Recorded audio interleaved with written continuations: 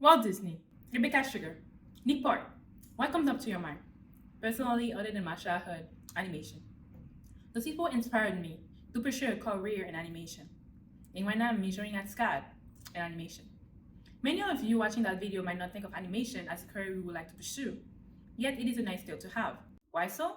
Well, imagine you could be able to bring any one of your art pieces to life, literally anything, and you can use it for storytelling or advertising. If what I'm saying to you right now interests you, please stick around because today I'm gonna teach you about the basics of animation. First, we're gonna go over three main things with an animation, which are keyframes, which are the main frames in animation, in-betweens, which are frames in between the animation, and squash and stretch.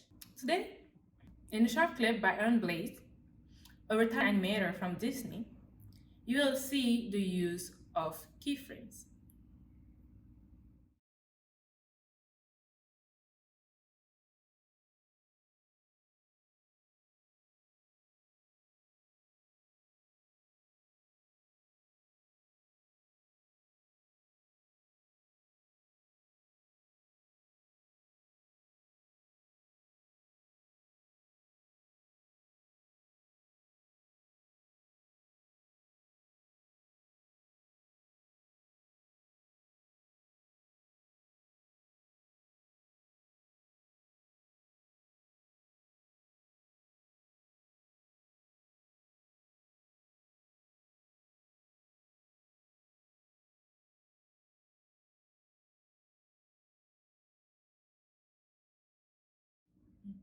Now that you saw the short clip from Aaron Blaze, you'll notice that he first starts with the start and the end of his animation, the main movement that the viewer will remember.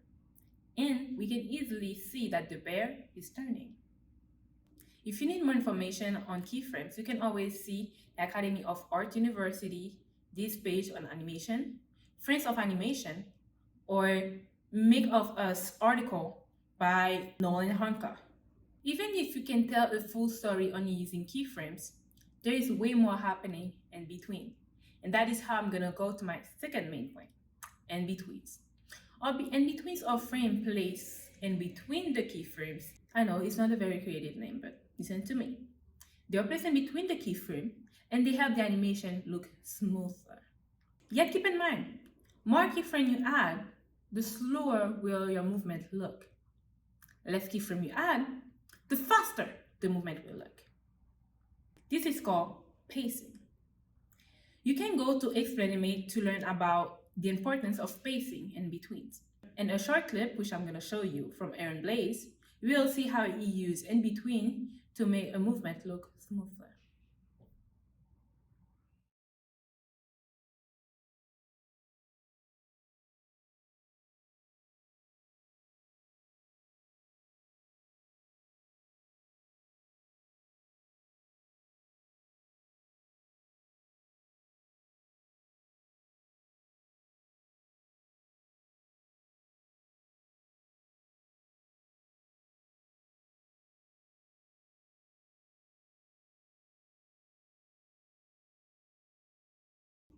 Another type of in-between will be the smears. A smear is a drawing that acts as a mini in-between. They help the animation look smoother, yet quick. For example, if you watch Johnny Bravo, an old cartoon, you will notice that when he does fast movement, the movement looks smooth, yet quick. The animators use smears. Another example that you might see in your everyday life is when you're speeding at night, which I really don't recommend you to do because no matter how many absentees you have, it's still not good to do. Okay, come back to the core. So when you look at the window and you got the light in Savannah, you will see that the lights, because you're speeding so fast, look like lines of light. They look like lines. And they might remind you of the flash, the blurred red shape following the flash. Those are smears. And we want to use the exact same principle with an animation.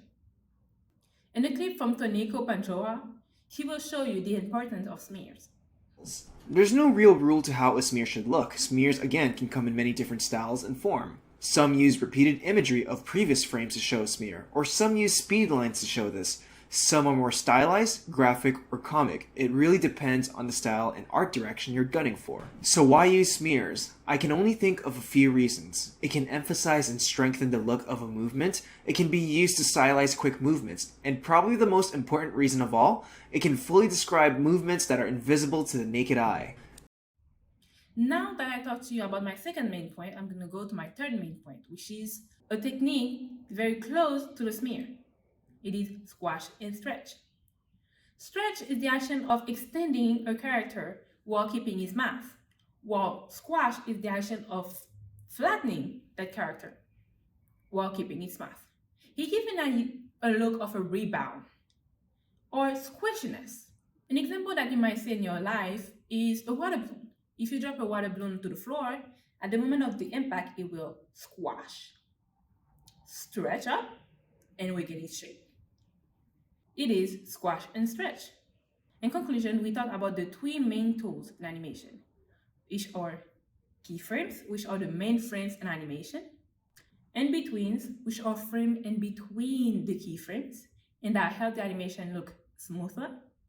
And third, we talk about squash and stretch, which is a technique that adds some weight to your character. Now, next time you want to animate your drawing 100 or your design project, you will know what to do without scrolling for hours on YouTube.